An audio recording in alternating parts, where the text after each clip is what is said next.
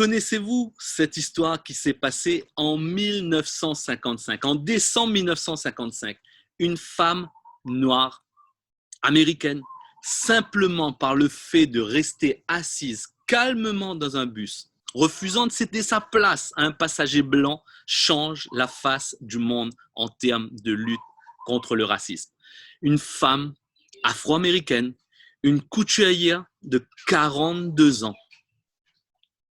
Bonjour à tous les amis, je m'appelle Willy Lagarigue, je suis coach en développement personnel et leadership. Et je vais vous raconter l'histoire d'une femme née en 1913 en Alabama, dans un état du sud des États-Unis, où le racisme est très fort à ce moment-là. Dans un pays où la discrimination raciale est en vigueur partout. La jeune fille qui a étudié à l'école industrielle de Montgomery, la jeune fille est marquée par le racisme ambiant. Elle se souvient qu'enfant, elle pensait que l'eau des fontaines pour les Blancs avait meilleur goût que celle des Noirs. La ségrégation raciale est codifiée aux États-Unis à cette époque. Est codifiée par les lois Jim Crow, des lois qui datent du 19e siècle et qui interdisaient aux Noirs l'accès à certains lieux publics. Cette femme, frêle, discrète, elle exerce plusieurs métiers, couturière, mais aussi aide-soignante, secrétaire. En parallèle, elle est une militante de la cause des droits civiques et lutte contre la discrimination raciale aux États-Unis. Plusieurs éléments dans son parcours ont été déterminants pour la pousser à accomplir son geste de rébellion tranquille ce jour de 1955. C'est dans un autobus que tout va se jouer pour elle. À cette époque, les bus de Montgomery étaient des lieux racistes. Les 4 premiers rangs étaient réservés aux Blancs. Alors que les Noirs constituaient 75% des utilisateurs du bus. Ils devaient acheter leur billet à l'avant, puis sortir pour remonter par la porte arrière. Parfois, le chauffeur blanc raciste démarrait avant qu'ils aient pu remonter. Alors, dans son autobiographie, Rosa Parks raconte qu'elle voyait passer le bus chaque jour. Mais pour elle, c'était comme ça. Elle disait qu'elle n'avait pas d'autre choix que d'accepter ce qui était leur quotidien. Un très cruel quotidien. Alors le bus fut un des premiers éléments par lesquels elle réalisait qu'il y avait un monde pour les Noirs et un monde pour les Blancs. Et le 1er décembre 1955, dans sa ville de Montgomery, elle refuse de céder sa place à un passager blanc dans l'autobus. Le chauffeur appelle la police. Cela ne fait pas bouger Rosa Parks. Elle ne bouge pas. Elle se fait arrêter. Elle se fait inculper pour violation des droits et des lois ségrégationnistes.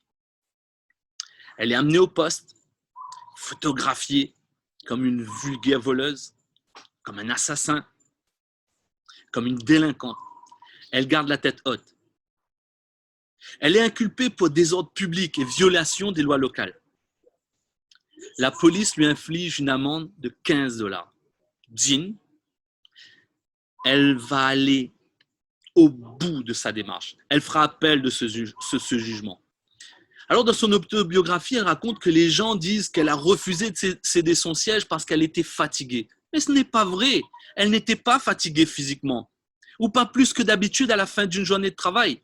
Elle n'était pas vieille, alors que certains lui donnent l'image d'une vieille. Elle avait 42 ans. Non, la seule fatigue qu'elle avait, c'était celle de céder. Celle de laisser les autres lui dicter sa vie, lui dicter les règles de sa vie. Elle a décidé de s'asseoir sur la banquette avant et de prendre sa vie en main. Sans s'en rendre compte, elle a influencé toute une population, tout un pays et toute une planète. Alors, 2 enseignements de cette histoire. La première, c'est que vous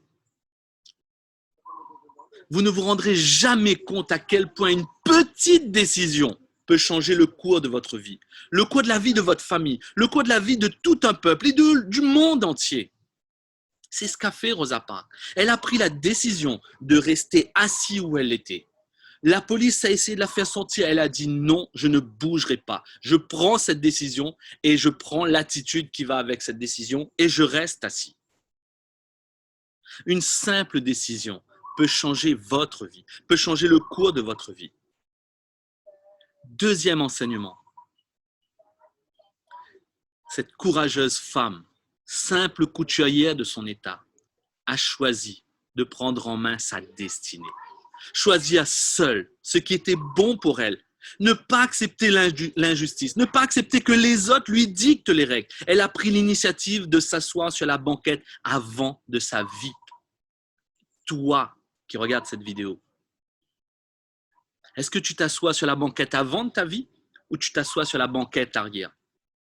Est-ce que tu laisses les autres te dicter ce qui est bon pour toi? Pourquoi ne prends-tu pas ta vie en main? Pourquoi ne prends-tu pas les choses en main? Pourquoi laisses-tu les autres décider à ta place? Est-ce que tu veux prendre ta vie en main? Est-ce que tu veux t'asseoir à l'avant, sur la banquette avant de ta vie? Merci à tous, c'était Willy Lagaric.